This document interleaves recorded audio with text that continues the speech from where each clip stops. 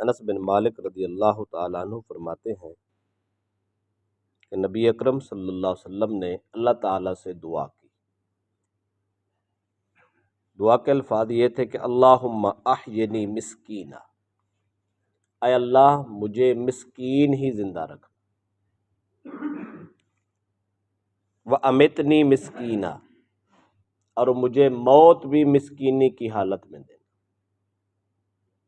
وَاحْشُرْنِی فِی زُمْرَةِ الْمَسَاکِینِ یَوْمَ الْقِیامہ، قیامت کے دن مجھے مسکینوں کی جماعت میں اٹھانا.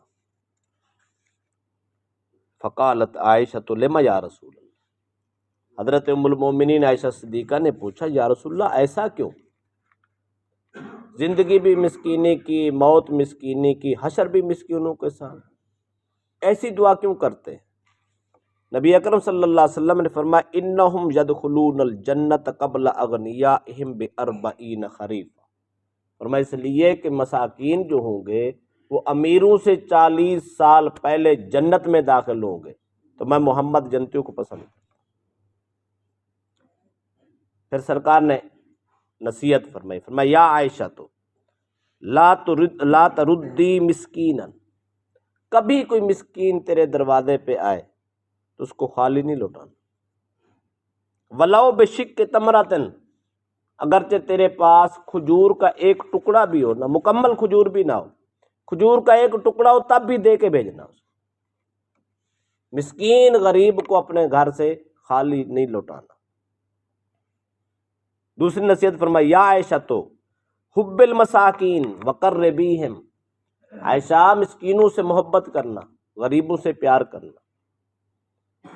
وقربیہم، انہیں اپنے قریب رکھنا، اپنے سے دھتکارنا نہیں ہے، دور نہیں کرنا. کیوں؟ فرمایا فإن اللہ یقربک یوم القیامہ، اگر تم غریبوں مسکینوں کو اپنے قریب کرو گے قیامت کے دن رب تمہیں اپنے قریب کر.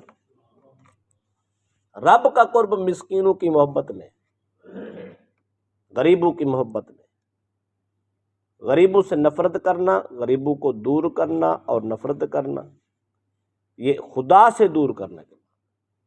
اگر کوئی شخص چاہتا ہے مجھے رب کا قرب نصیب ہو، اور وہ بھی قیامت کے دن، اس دن بھی رب کا قرب، اس کے رحمت میرے قریب ہو، تو اس کو چاہیے مسکینوں سے دنیا میں محبت کرے، قیامت کے دن رب محبت کرے.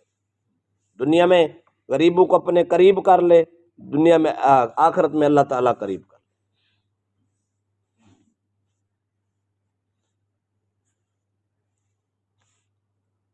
دوسری روایت ہے حضرت عبداللہ بن عباس رضی اللہ تعالی عنہ سے، فرماتے ہیں رسول اکرم صلی اللہ علیہ وسلم جب شب معراج واپس تشریف لائے، اللہ کی ملاقات کر کے اس کا حسن مطلق دیکھ کر آئے، تو قال یا محمد قلت لبیک وسعدیک، فقال اذا صلیت قل اللہم انی اسألک فعل الخیرات. تو رسول اکرم صلی اللہ علیہ وسلم نے فرمایا کہ جب تم نماز پڑھو رب سے یہ دعا کرو کہ اے اللہ میں تو اس سے خیر کا سوال کرتا ہوں، مجھے خیر ہی عطا کر، میرے فعل میں، عمل میں، سوچ میں، فکر میں خیر ہی نصیب کر. وترک المنکرات، مولا گناہوں اور نافرمانیوں کو چھوڑنے کی دعا کرتا ہوں، مجھے ان ہر قسم کی برائی سے اور منکرات سے نجات عطا فرما. وحب المساکین، مولا میں تجھ سے مسکینوں کی محبت کا سوال کرتا ہوں، میرے دل میں غریبوں کی محبت ڈالتے.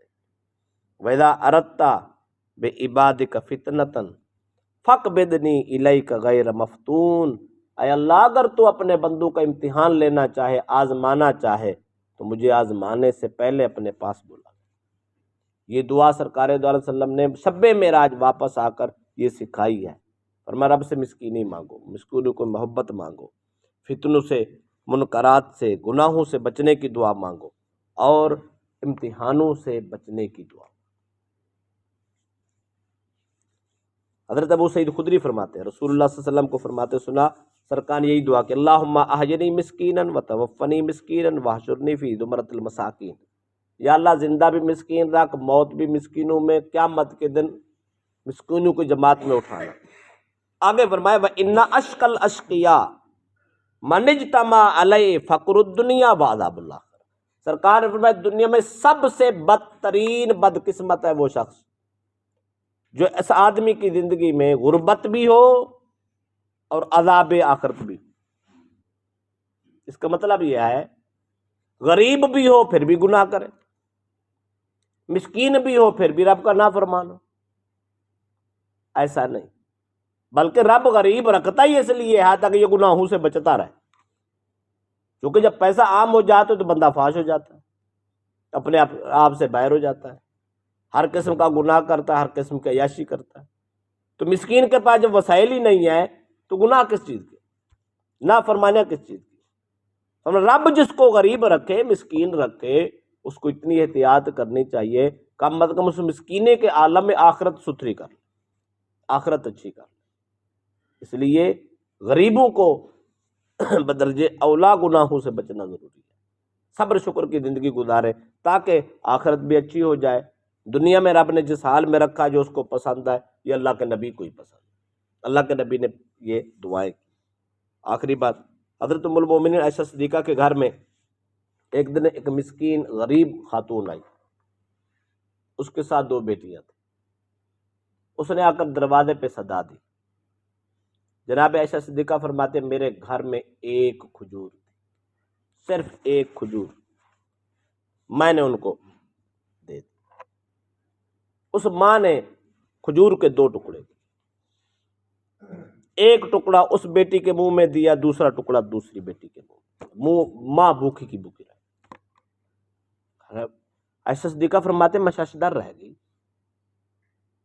کہ اس نے نہیں کھانا۔